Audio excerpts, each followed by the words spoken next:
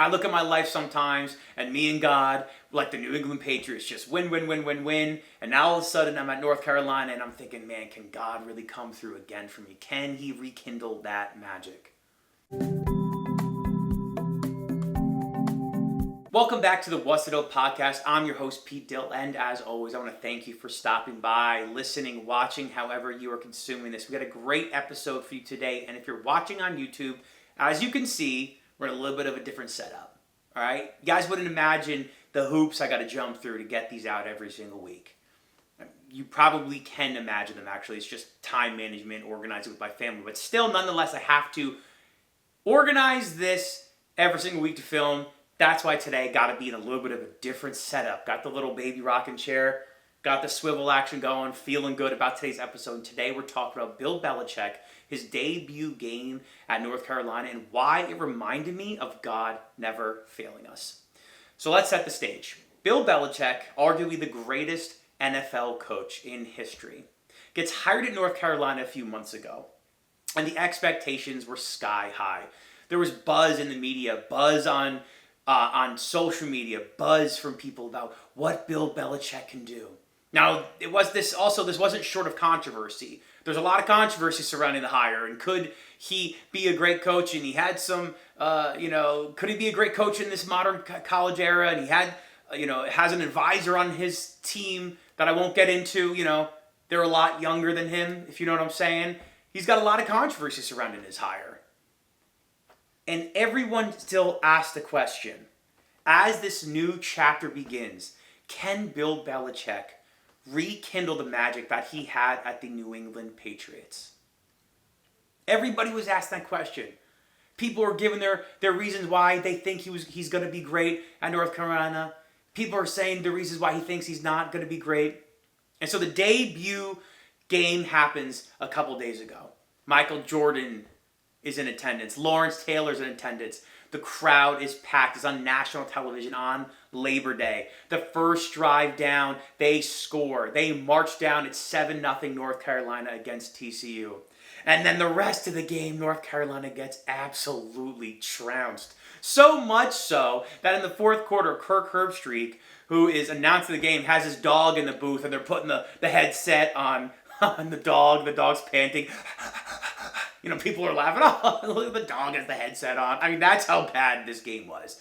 That a dog was doing the play-by-play for a few minutes there. That's how bad this game was. So it was an absolute stinker, an absolute dud.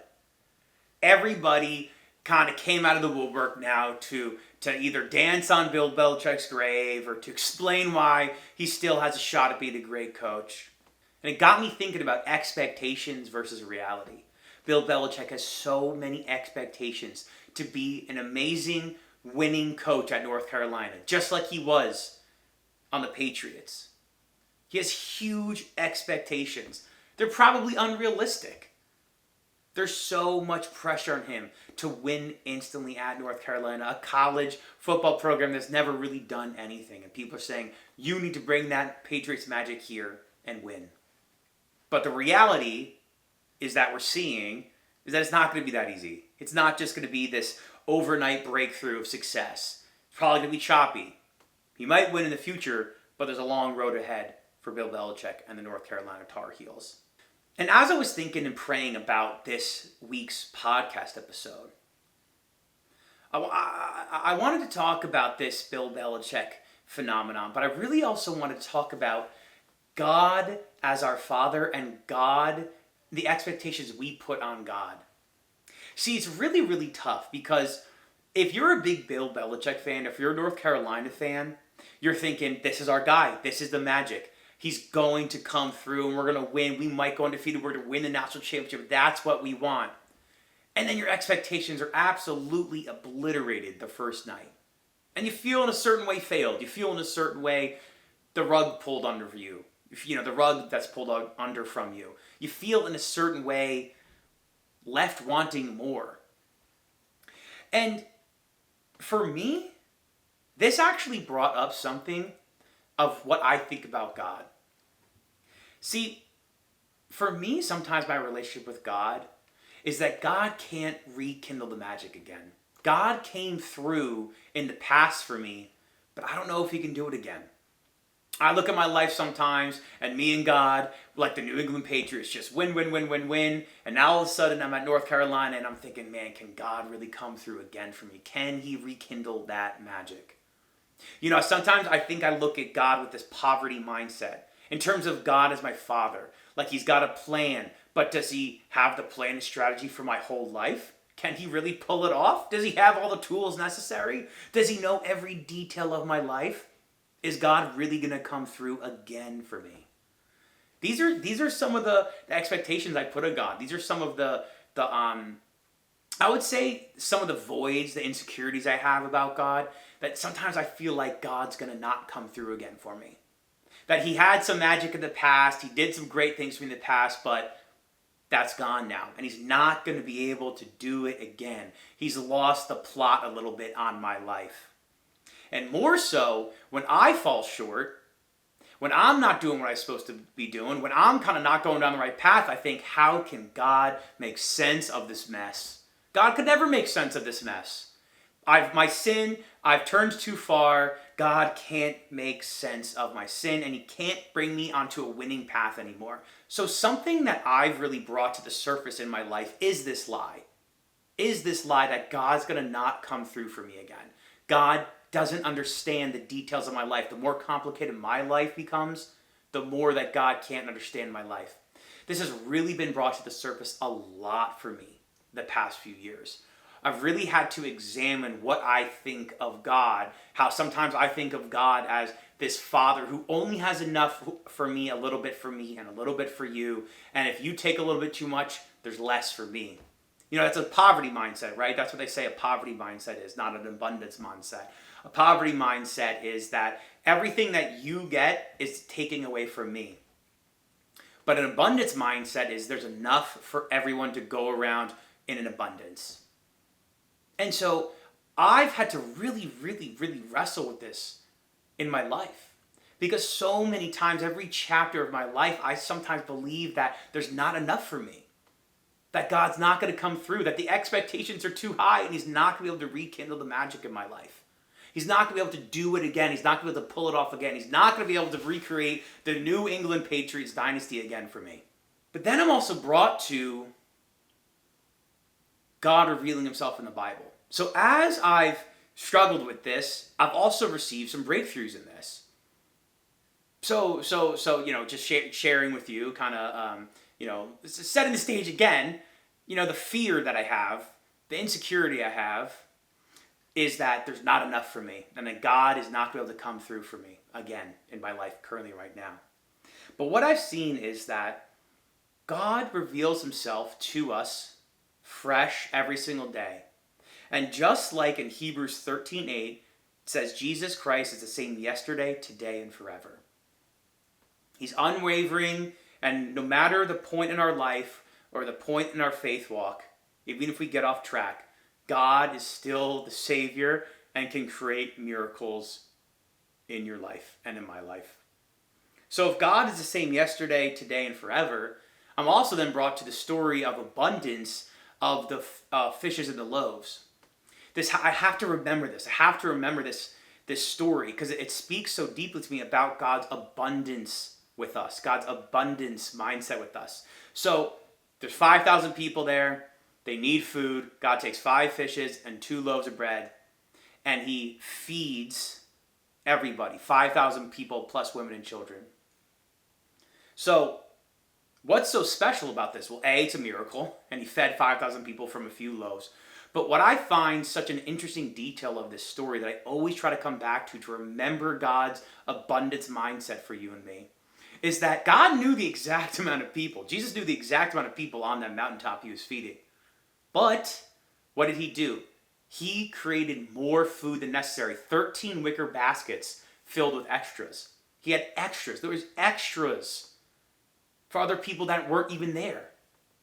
So Jesus knew exactly how many people were there and needed food to be fed. But he created more for us, an abundance for us. Jesus is the same yesterday, today, and forever.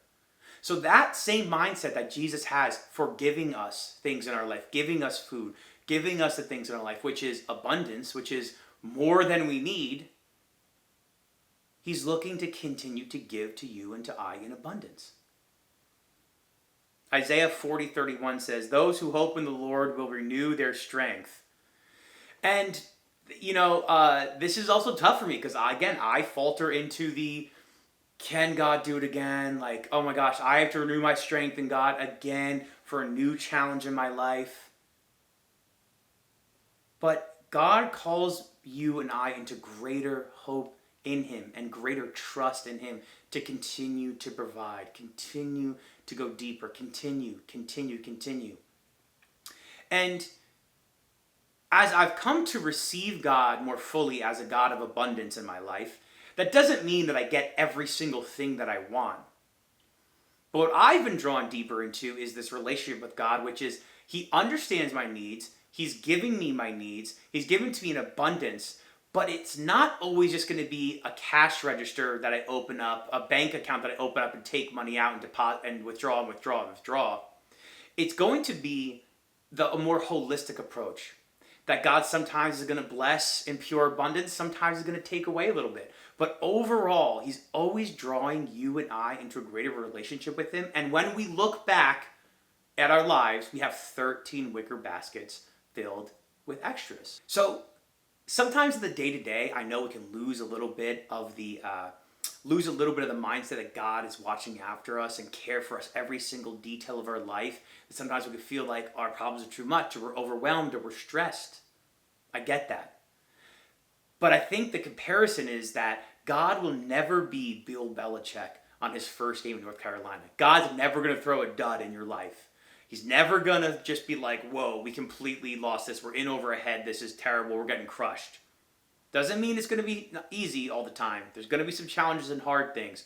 But God is always in control, and he's always playing the long game. He's committed to the long season. He's committed to the championship game, not just game one. So sometimes in our own life, we might get bowled over by TCU and just get absolutely railroaded and have way too many problems and stress. But God is never going to let us down. He's always thinking of us in abundance. He's always looking to give to us in abundance. So Galatians 6:9 says, "Let us not grow weary of doing good, for in due season we will reap if we do not give up."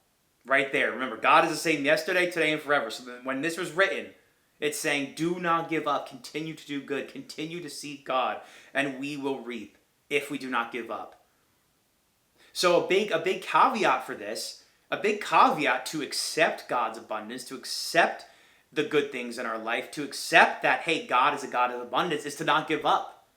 Because we know we can block God's goodness, we can block God's grace by just not accepting it, by living however we want to live, doing whatever we want to do. God's not a magician. He can't just come and whoop, everything is amazing and perfect in our life just because of a wand flick. No, we have to continue to seek him.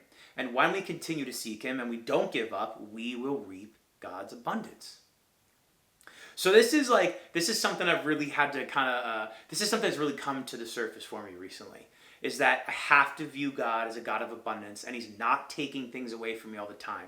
He's bringing me into seasons of challenge. He's bringing me into seasons of hardships, but he's there by my side every time, and he's committed to the long game, and he's telling me, do not grow weary, keep doing good, stay down the path, and you will reap my abundance. God never forgets what he's doing for us. He's never losing track. He's never got too much going on. He never forgets what he's doing for us. He never forgets who we're becoming. Because remember, God's ultimately trying to change our hearts, change our souls. So, when the times are hard and we're getting railroaded by TCU, we have to remember that God is doing something. So even though Bill Belichick disappointed in his first game as a head coach, God will never disappoint us. Yes, we might lose the first game, but he's never going to disappoint us. He's always in control, and he's looking to give to us. And he's going to do that by bringing us closer to him, by drawing us closer to him. And it's up to us, the call to action for us is to not give up. And I know that is hard. Man, I know that is hard. Sometimes those seasons of dryness, those seasons of waiting, those seasons of patience, those seasons of pain can be long, and sometimes they're so long, you're at the brink. I know I'm at the brink. Man, I know the brink feeling. Man, I know that brink feeling. You're at the brink and you're like, I actually can't go on. This is too much. I'm going to give up. I'm going to go back to my old life. I'm going to go back to my old life of sin, my old habits. I'm going to go back to my old life and figure it out on my own. And when we can push through that, when we can push through those moments of weakness and continue to do good and follow God on the brink, is when God can come through, show us his love, show us his mercy, make a big thing happen in our hearts and in our lives, and we can see God's abundance. And that's when we say, yeah, God did that. I couldn't have done that. God did that. So let's remember that God is never losing the plot. God is never, ever, ever done with us or giving up on us. He's never going to disappoint us. And it's up to us to continue to seek him and to not give up so we can see that abundance come through in our lives. So that's going to be it for me today.